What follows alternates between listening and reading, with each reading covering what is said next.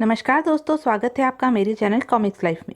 शुरू करते हैं तुलसी कॉमिक्स की एक और मज़ेदार कॉमिक्स 48 घंटे का चैलेंज। 48 घंटे का चैलेंज। संपादन परिमला जैन, कथा मंजुला शर्मा, चित्रांकन तक्षशिला। रात के 12 बजे अचानक सेंट्रल जेल का खतरे का सायरन बज उठा। सर, जॉनी जेल तोड़कर भाग गया है। पकड़ो उसे, वह बचकर नहीं जाना चाहिए। जॉनी को कैद करना इतना आसान नहीं है। अब एक जरूरी सूचना सुनिए। शातिर अपराधी जॉनी जेल तोड़कर भाग गया है। पूरे शहर की नाकेबंदी कर दी गई है, लेकिन अगर वह किसी मकान में घुसे अथवा किसी व्यक्ति को दिखाई दे तो उसकी सूचना तुरंत पुलिस को दे। सर, जॉनी ने तो कमाल कर दिया। बको मत, गाड़ी चलाओ। अचानक ड्राइवर ने पूरी ताकत के साथ जीप के ब्रेक दबा दिए। क्या हुआ ड्राइवर? चुहिया रानी के हाथी का बच्चा। क्या मतलब? अरब गया तेल लेने। नीचे उतरो। कौन हो तुम?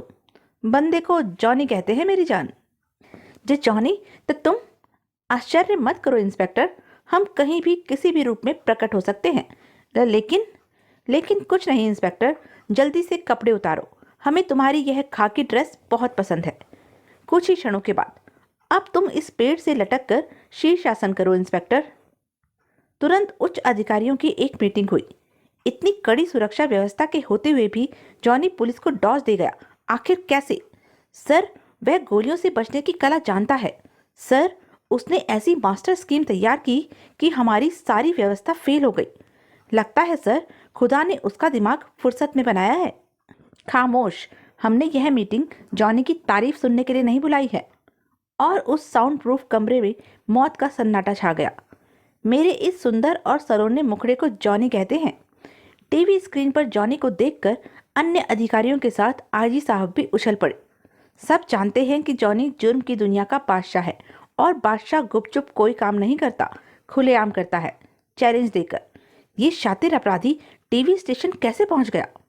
इसके लिए कहीं भी पहुंचना कोई बड़ी बात नहीं है सर। बको मत। और मेरा खुला चैलेंज है कि सिर्फ 48 घंटे के अंदर इस शहर के सबसे बड़े आदमी डॉन को यमपुरी का टिकट थमा दिया जाएगा। न जाने क्या सोचकर आईजी साहब चीखे। इससे पहले कि यह अपना चैलेंज देकर टीवी सेंटर से बाहर निकलने की कोशिश करे, तुरंत सेंटर को घेर लो, तीनों तरफ से, जल्दी। 3 तरफ से क्यों सर? क्योंकि टीवी सेंटर की पिछली तरफ से उसके भाग निकलने का कोई रास्ता नहीं है। वह 50 फुट गहरी नदी में छलांग लगाने का साहस नहीं कर सकता। Okay sir.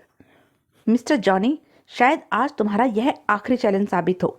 उधर टीवी सेंटर की इमारत को 3 तरफ से स्पेशल सुरक्षा कमांडो ने घेर लिया। आईजी साहब ने घोषणा की, मिस्टर जॉनी, टीवी सेंटर को तीनों तरफ से हमारे कमांडोज ने घेर लिया है। चुपचाप पुलिस के सामने आत्मसमर्पण कर दो। खतरा, मुझे डॉन को खत्म करने से पहले पुलिस के हाथों में नहीं आना है। जॉनी टीवी सेंटर की छत पर जा पहुंचा। उसका आत्मसमर्पण करने का कोई इरादा नहीं लगता। एक टुकड़ी को अंदर भेजकर उसे जिंदा गिरफ्तार करने की कोशिश करो। मैं सुपरमैन की तरह ना तो इन सुरक्षा कमांडो का सामना ही कर सकता हूँ और ना ही इतनी ऊंचाई से गहरी नदी में छलांग लगा सकता हूँ। मुझे कुछ और ही सोचना चाहिए। जॉनी का दिमाग तेजी से हरकत में आया और वह वापस नीचे की तरफ भागा। मिस्टर डायरेक्टर, अब तुम वैसा ही करोगे जैसा मैं कह रहा हूँ। मैं नहीं, तुम करोगे, क्योंकि तुम अपने बच्चे सोनू को जिंदा देखना चाहोगे, जो इस समय मेरे कब्जे में है। क्या? सोनू? पुलिस टीवी सेंटर के अंदर आ रही है। कुछ देर के लिए तुम जॉनी बन जाओ और मैं डायरेक्टर। और अगर मैं तुम्हारी बात ना मानूं तो? डायरेक्टर, ज्यादा होशियार मत बनो। जो मैं कहता हूं चुपचाप करते चलो, वरना। जॉनी चेहरे को मेकअप से बदलने का एक्सपर्ट था। 2 मिनट बाद ही जॉनी डायरेक्टर बन चुका था और डायरेक्टर जॉनी बना हुआ जॉनी के ही इशारों पर नाच रहा था। आईजी साहब, अगर किसी ने मुझे रोकने की कोशिश की तो मैं डायरेक्टर साहब को ईश्वरपुरी का टिकट थमा दूंगा। ठहरो, कोई आगे नहीं बढ़ेगा। इस आदमी ने कमाल का मेकअप किया है। कोई नहीं समझ पा रहा कि मैं जॉनी नहीं हूं और इन्हें हकीकत मैं अभी बता नहीं सकता। मेरा बच्चा। टीवी सेंटर के बाहर आकर, मैं डायरेक्टर साहब को अपने साथ इन्हीं की कार में ले जा रहा हूँ। अगर किसी ने गोली चलाने की कोशिश की तो मेरे साथ इनकी भी लाश मिलेगी। तभी आईजी साहब ने एक चाल चली। नहीं, पीछे से नहीं कमांडो। जॉनी हड़बड़ाकर पीछे पलटा। तब तक बहुत देर हो चुकी थी। आईजी साहब का रिवॉल्वर अपना करतब दिखा चुका था। धाएं। वेरी गुड डायरेक्टर साहब। क्या तुम यह समझते थे कि इतनी कड़ी सुरक्षा घेरे को तोड़कर तुम यहाँ से निकलने में कामयाब हो जाओगे? आईजी साहब, यह लीजिए जॉनी का revolver. Thank you very much director साहब। आपको जो कष्ट सहना पड़ा उसके लिए हम क्षमा चाहते हैं। कोई बात नहीं आईजी साहब। अच्छा, अब मुझे घर जाने की इजाज़त दीजिए। कार स्टार्ट करके जॉनी उर्फ डायरेक्टर साहब ने इशारे से आईजी साहब को अपने पास बुलाया। कहिए डायरेक्टर साहब, कोई समस्या? नहीं, मैंने जॉनी के बारे में कुछ लिखा है। इसके साथ कुछ करने से पहले इस पत्र को अवश्य पढ़ लीजिएगा। इसके साथ ही कार फर्राटे भरती हुई चली गई। आईजी साहब पत्र पढ़ने लगे। आईजी साहब, आपकी इतनी कड़ी सुरक्षा व्यवस्था को धत्ता बताकर जॉनी आपके सामने ही आपसे हाथ मिलाकर फरार हो गया। जो जॉनी आपकी कैद में है वह बेचारा तो टीवी सेंटर का डायरेक्टर है। और हाँ, उससे कह दीजिएगा कि उसके बच्चे का किडनैप नहीं हुआ है। अच्छा, okay, good by Johnny. IG साहब, मैं मजबूर था। उसने मुझे बच्चे को मारने की धमकी दी थी। उसका पीछा करो और पूरे शहर की नाकेबंदी कर दो। हर चेक पोस्ट पर उसके फरार होने की सूचना भेज दो।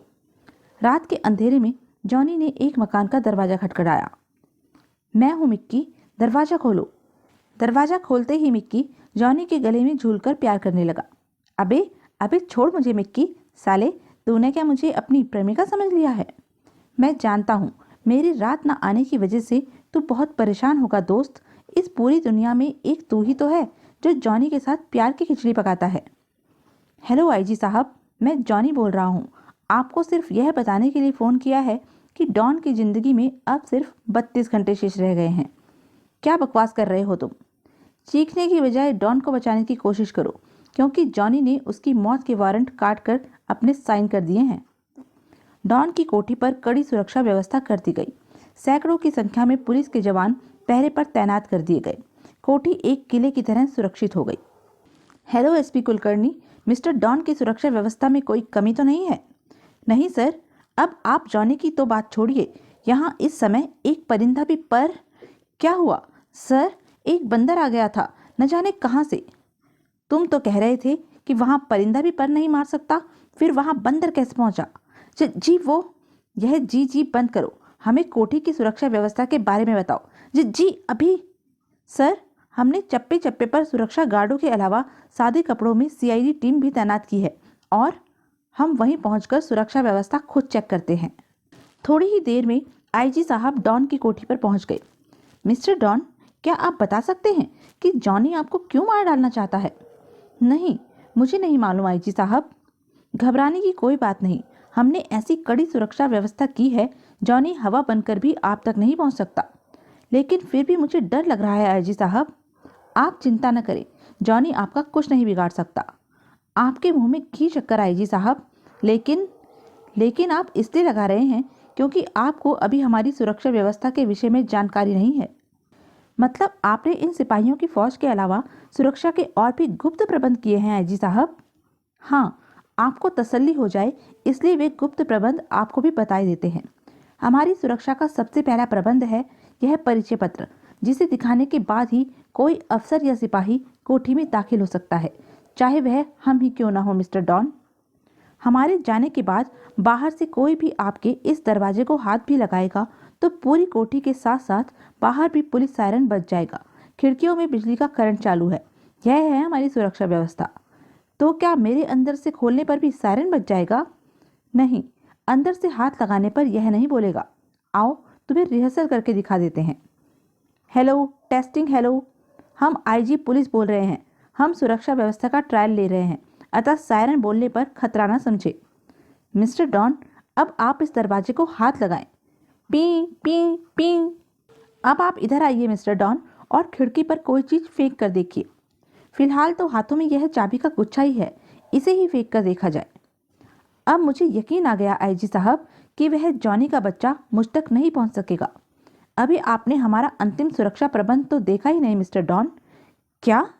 जी हाँ, वैसे तो यह सरासर नामुमकिन है कि इतनी कड़ी सुरक्षा के बाद भी जॉनी आपके कमरे में दाखिल हो जाए, लेकिन अगर किसी तरह वह दाखिल हो भी जाता है तो अपने इरादों में कामयाब नहीं हो सकेगा।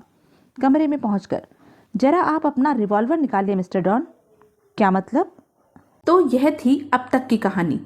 आगे की कहानी जानने के लिए बने रहें मेरे साथ। और हाँ, मेरे चैनल को लाइक, शेयर और सब्सक्राइब करना ना भूलें। धन्यवाद।